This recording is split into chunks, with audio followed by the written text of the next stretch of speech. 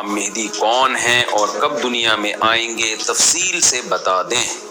دیکھیں، ہمیں رسول اللہ صلی اللہ علیہ وسلم کی جو صحیح حدیث سے ملتا ہے وہ اتنی بات ملتی ہے کہ آپ صلی اللہ علیہ وسلم ہی کے نسب میں حضرت مہدی ہوں گے، ان کا نام آپ صلی اللہ علیہ وسلم کے نام جیسا ہوگا، قریش میں سے ہوں گے، اور جس دور میں آئیں گے وہ حضرت عیسیٰ علیہ السلام بھی انہی کے بعد فوراً نازل ہوں گے، اس دجال بھی اسی وقت ظاہر ہوگا۔ یہ تینوں چیزیں ایک ہی وقت ہوں گی، دجال، حضرت عیسیٰ علیہ السلام اور حضرت مہدی۔ اور حضرت مہدی دمشق میں ایک مسجد میں نماز کے لیے کھڑے ہوں گے کہ اچانک حضرت عیسیٰ علیہ السلام فرشتوں کے کندھوں پہ ہاتھ رکھ کے دمشق کے مینار پہ اتریں گے، پھر وہاں سے سیڑھیوں سے نیچے آئیں گے کیونکہ دارالاسباب میں داخل ہو چکے ہیں۔ حضرت مہدی ان سے کہیں گے کہ آپ نماز پڑھائیں، وہ انکار کریں گے۔ حضرت مہدی کی اقتداء میں حضرت عیسیٰ علیہ السلام نماز پڑھیں گے اور پھر دونوں کی اقتداء میں جہاد ہوگا۔ تو مجاہدین کے امام ہوں گے حضرت مہدی۔ اتنی بات ہمیں معلوم ہوتی ہے، چند باتیں اور ہیں روایات میں جو ملتی ہیں۔ یہ ہمیں ڈیٹ نہیں بتائی گئی ہے، سن نہیں بتایا گیا، سال نہیں بتایا گیا، اس بارے میں صدیوں سے لوگ پیش گوئیاں کر رہے ہیں کہ فلاں سن میں آئیں گے، فلاں سن میں آئیں گے۔ بڑے بڑے لوگوں نے پیش گوئیاں کی ہیں جو 100% غلط ثابت ہوئی ہیں۔ تو اب بھی لوگ پیش گوئیاں کر رہے ہیں کہ 2025 میں آئیں گے، کوئی کہہ رہا ہے 2030 میں آئیں گے۔ تو گورنمنٹ کی طرف سے کوئی پابندی نہیں ہے، کوئی بھی کچھ بھی کہہ سکتا ہے۔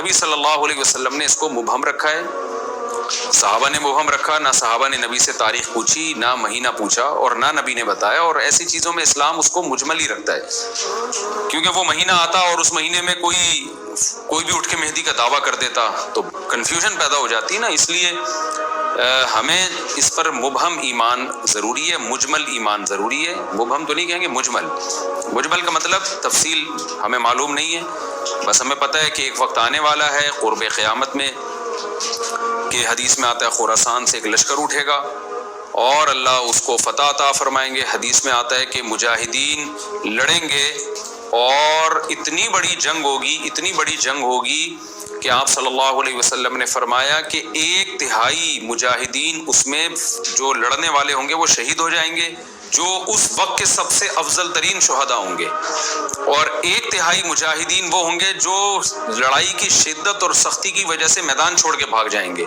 یہ وہ لوگ ہوں گے جن کی اللہ کبھی بھی توبہ قبول نہیں کرے گا، اور 1/3 ہوں گے جن کو اللہ دنیا پہ غلبہ عطا کرے گا، کفر پہ غلبہ عطا کرے گا۔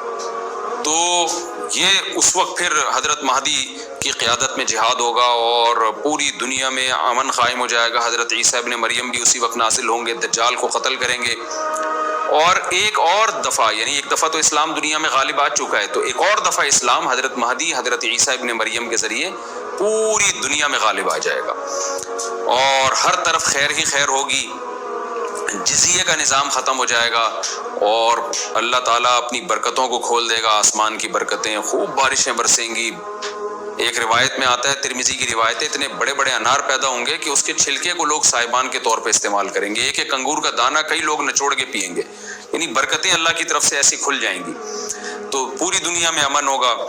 تو یہ جو نبی صلی اللہ علیہ وسلم کی جو بعثت تھی نا، آپ صلی اللہ علیہ وسلم کی، وہ کیا تھی؟ قرآن میں آتا ہے لِيُظْهِرَهُ عَلَى الدِّينِ كُلِّهِ، آپ صلی اللہ علیہ وسلم کو دنیا میں اس لیے بھیجا گیا تاکہ آپ دین کو پوری دنیا میں غالب کر دیں۔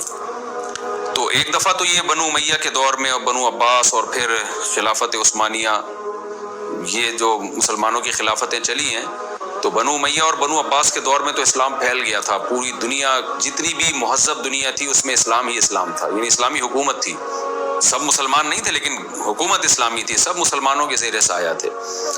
تو اللہ تعالیٰ اب پوری دنیا میں کیفیت کے لحاظ سے، کمیت کے لحاظ سے، کوانٹٹی کوالٹی دونوں لحاظ سے اسلام کو دنیا میں غالب کرے گا۔ اس کے لیے اللہ نے حضرت مہدی اور حضرت عیسیٰ ابن مریم کا انتخاب کیا ہے۔ اتنا ہمارا ایمان ہے۔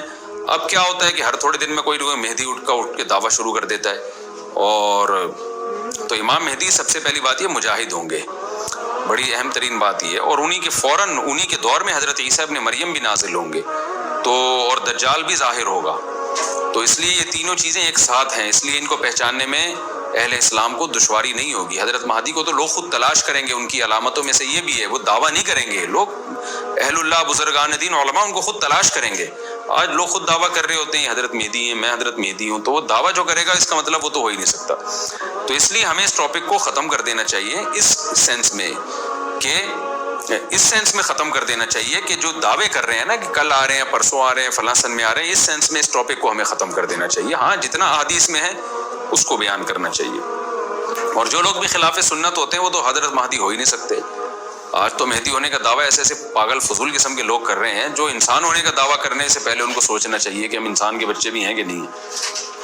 اچھا یہ بھی انہوں نے پوچھا ہے کہ کیا امام مہدی نبی ہوں گے؟ امام مہدی نبی ہوں گے یا صحابی؟ اس بارے میں وضاحت فرما دیں. نہ وہ نبی ہوں گے نہ صحابی ہوں گے، کیونکہ صحابی تو وہ ہوتے ہیں جنہوں نے اسی زندگی میں آپ صلی اللہ علیہ وسلم کو ایمان کی حالت میں دیکھا ہو. حضرت مہدی اور نبی کا زمانہ تو صدیوں کا فاصلہ ہے اس کے درمیان، تو نہ تو نبی ہوں گے نہ صحابی ہوں گے. نیک ہوں گے، بزرگ ہوں گے، بس مہدی کا معنی ہدایت